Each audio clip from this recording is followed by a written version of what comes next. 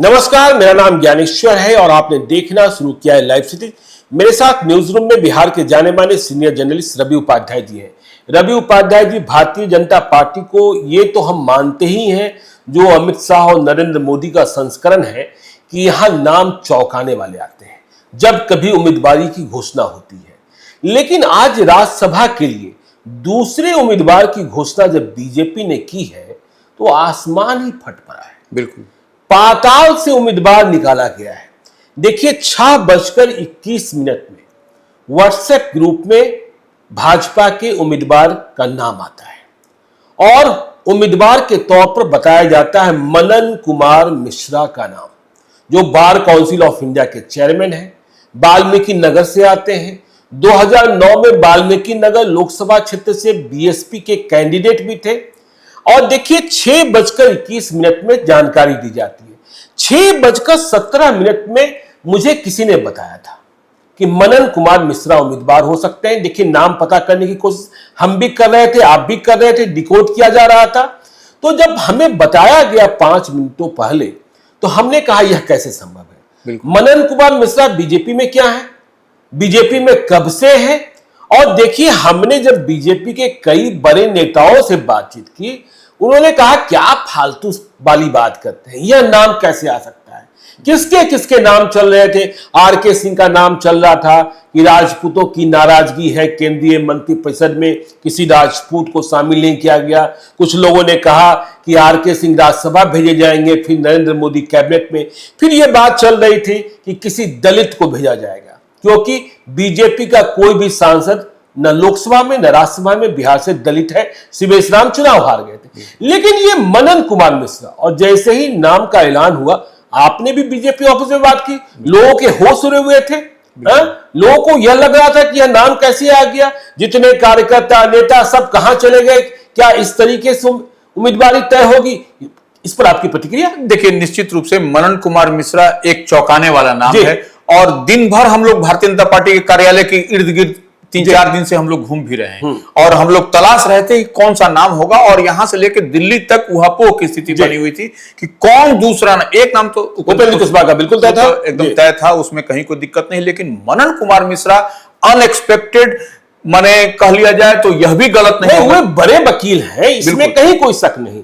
लेकिन बीजेपी में क्या है। देखिए, आरके सिंह की चर्चा हुई, दलित किसी नेता की चर्चा हो रही थी, लोग गुरु प्रकाश की बात कर रहे थे, लोग और भी कई नाम, कामेश्वर चौपाल की चर्चा हो रही थी। ऋतुराज सिन्हा का नाम बहुत मजबूती से लिया जा रहा था, क्योंकि राष्ट्रीय मंत्री हैं, पटना साहिब के दावेदार थे और उनका दावा बनता भी था।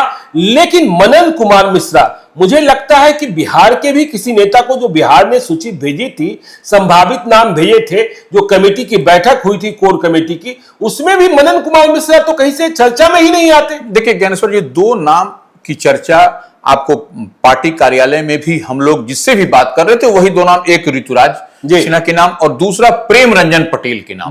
वह भी देखिए पिछड़ा और ये कायस्थ समाज से, दोनों को समझना पड़ेगा और यही राजनीति चल भी रही थी। लेकिन ऑल ऑफ ए सडन आप इसको यहां पर देखिए, प्रेम रंजन पटेल, देखिए पिछले बार शंभू शरण पटेल भेजे गए, बिल्कुल उपेंद्र कुशवाहा भी जा रहे हैं, तो वहां तो देखिए इफ बट था। लेकिन जिस तरीके से ऋतुराज सिन्हा की बात हो रही थी, यह भी कहा जा रहा था आरके सिंह जो है शाम की फ्लाइट से पटना आ रहे हैं। लेकिन मनन कुमार मिश्रा, मुझे लगता है न दिलीप जायसवाल के जहन में यह नाम होगा, न सम्राट चौधरी के जहन में नाम होगा, न विजय कुमार सिन्हा के जहन में नाम होगा।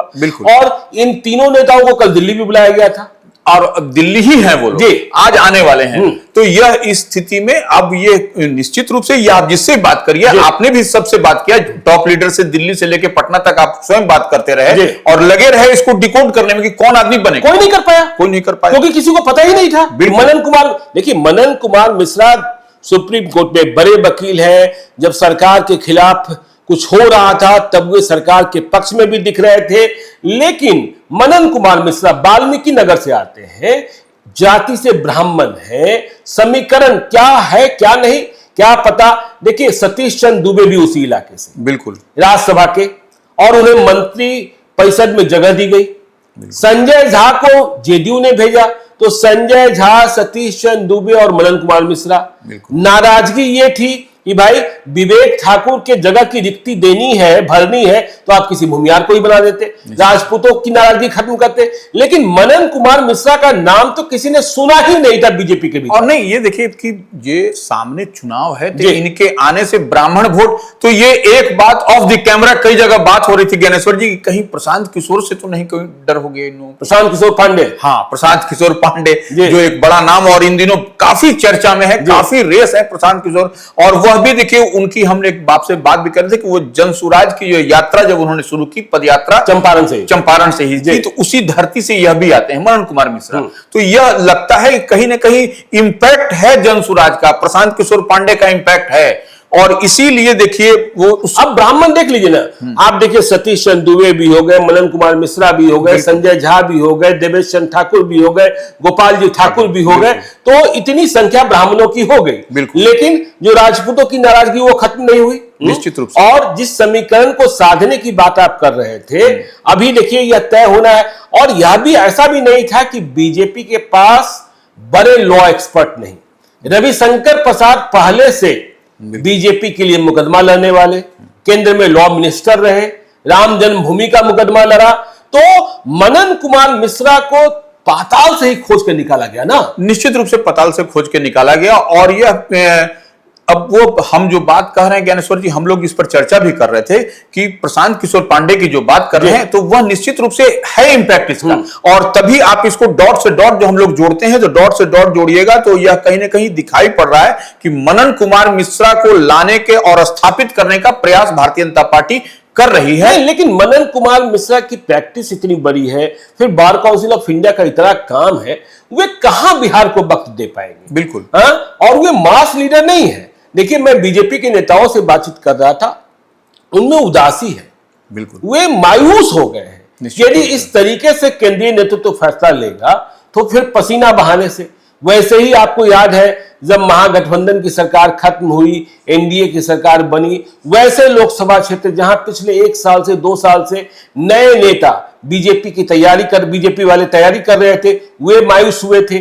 और अब जब मौके आ रहे हैं तो ऐसे ऐसे चेहरों को सामने ला दे रहा है केंद्रीय नेतृत्व के लोगों को, बात समझ में ही नहीं आती है। निश्चित रूप से देखिए, यह एक चौंकाने वाला नाम तो है ही है। और आप ठीक कह रहे थे कि उच्च सदन में भी कोई दलित चेहरा नहीं है, और न ही मैंने संसद में कोई, लोकसभा में, राज्यसभा में। तो यह निश्चित रूप से यह जो समीकरण बन रहा था कि इस बात को कहा जा रहा था कि कोई लोकसभा में या राज्यसभा में इस तरह का कोई नहीं गया है, तो एक दलित चेहरा जाएगा इस बार, लेकिन वह नहीं होता। लोग वहां तक डिकोड कर रहे थे कि सुशील कुमार मोदी नहीं रहे, कहीं उनकी पत्नी को सम्मान तो नहीं दिया जा रहा है, और मिलना भी चाहिए था, ठीक है। हाँ, सुशील कुमार मोदी ने दीदी कैलाशपति मिश्रा के बाद हम बात करें बिहार में बीजेपी के नेताओं की, तो सुशील कुमार मोदी से बड़ा कोई नाम नहीं, डेडिकेटेड रहे। हाँ, कैलाशपति मिश्रा और सुशील कुमार मोदी। लेकिन मनन कुमार मिश्रा को बीजेपी के लोग ही, बीजेपी के नेता ही नहीं जानते हैं कि वे बीजेपी के हैं। बस उनकी पहचान यही है कि बार काउंसिल ऑफ इंडिया के चेयरमैन, यही उनकी पहचान है, और यही उनके साथ में टैग भी है। और अभी भी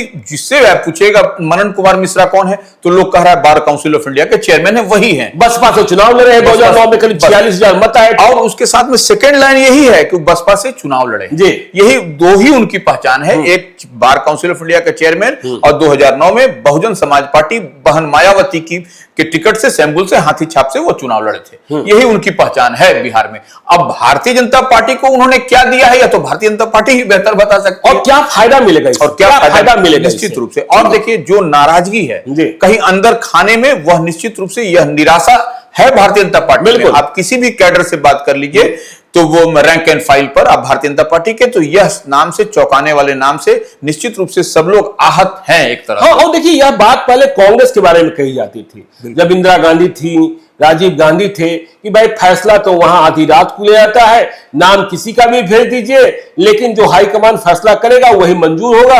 अब तो बीजेपी में भी वह परंपरा चलती हुई दिखाई पड़ रही है। देखिए, आज अब तो एस्टेब्लिश होता हुआ दिखाई पड़ रहा है कि किस तरीके से आप ऊपर से एयर ड्रॉप, इसको एयर ड्रॉप ही कहा जाएगा, ऊपर से ले आकर के हवाई हेलीकॉप्टर हेलीकॉप्टर से अपने कैंडिडेट को उतारा दिया पैराशूट से, और फिर वो सबको मान्य है जी। तो भाई मानना पड़ेगा, आला कमान का निर्देश है। अब आला कमान से तो कोई बोल नहीं सकता है, जबकि वहां पर दोनों डिप्टी सीएम, पार्टी के प्रदेश अध्यक्ष, तमाम लोग बैठे हुए थे। कल किस तरह से जल्दीबाजी में आपको याद होगा जब लालू यादव ने राम जेठमलानी को भेजा था तो लोगों ने कहा कि भाई लालू यादव राम जेठमलानी को इसलिए लेकर आए कि उन्हें मुकदमा लगाना है। देखिए जिस तरीके से एडी सिंह को भेजा गया तो किस तरीके की बातें हुई, जिस तरीके से अशफाक करीम को भेजा गया तो किस तरीके की बातें हुई।